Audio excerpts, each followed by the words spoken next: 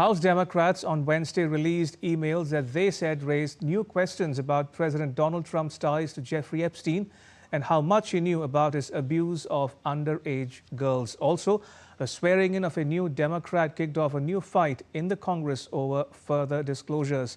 The Democrats released messages between Epstein and author Michael Wolff and Ghislaine Maxwell, a British socialite who is serving a 20-year prison sentence on charges related to her role in facilitating Epstein's sex trafficking. In one 2019 email to Wolff, the sex offender wrote that Trump knew about the girls, though it was not clear what that phrase meant. Meanwhile, White House Press Secretary Caroline Leavitt accused the Democrats of selectively releasing emails to the liberal media to create a fake narrative to smear President Trump.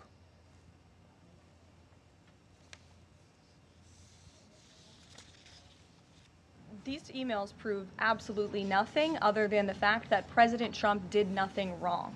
And what President Trump has always said is that he was from Palm Beach and so was Jeffrey Epstein.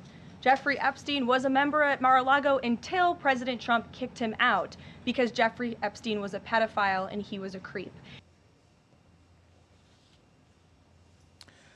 The U.S. government is reopening after President Trump signed a bill ending the record 43-day shutdown, the longest in the country's history. The move follows a Republican-led House vote approving the Senate funding package to restore key government services. President Trump blamed the Democrats for the standoff. About 670,000 furloughed U.S. government workers will now return to their jobs. DD India's Rabindra Chauhan has more. The U.S. government began reopening on Thursday after President Donald Trump signed a bill ending the longest federal shutdown in U.S. history, which lasted 42 days and left hundreds of thousands of federal employees unpaid. The Republican-led House of Representatives approved the Senate-passed funding package on Wednesday, allowing federal departments and agencies to resume operations. The measure funds key sectors, including military construction, Veterans Affairs, and agriculture, through next fall, and the rest of the government until end January. Trump, flanked by Republican lawmakers, blamed Democrats for the impasse and urged voters to remember the standoff during next year's midterm elections. For the past 7 weeks, the Democrats' shutdown has inflicted massive harm.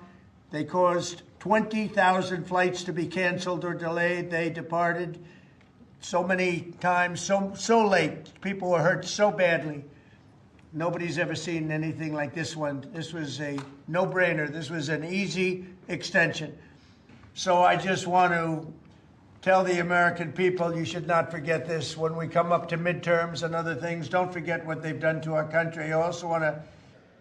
House Speaker Mike Johnson called the shutdown pointless and cruel, accusing Democrats of political posturing. I want to say that all this was utterly pointless and foolish. This outcome was totally foreseeable. I said that this would be the outcome when all this began back in mid-September. They did it anyway. Democrats admitted that they used the people as leverage, and they got nothing for their selfish political stunt here. They didn't achieve anything with this at all. While the Democrats didn't get the thing that they were putting at the top of their wish list for the shutdown, however, analysts say they did get other things. The Democrats didn't get the thing that they were putting at the top of their wish list for the shutdown. They didn't get that. They did get other things. But this is where there's the difference between accomplishment and narrative. At this moment, the narrative is running that Democrats folded and therefore they lost the shutdown. Around 670,000 furloughed employees and an equal number of essential workers will now receive back pay as operations gradually normalize. The shutdown's economic cost is estimated at $14 billion in lost growth, and while operations will gradually resume, uncertainty remains over future budget negotiations. Ravindra Chauhan's report for DD India.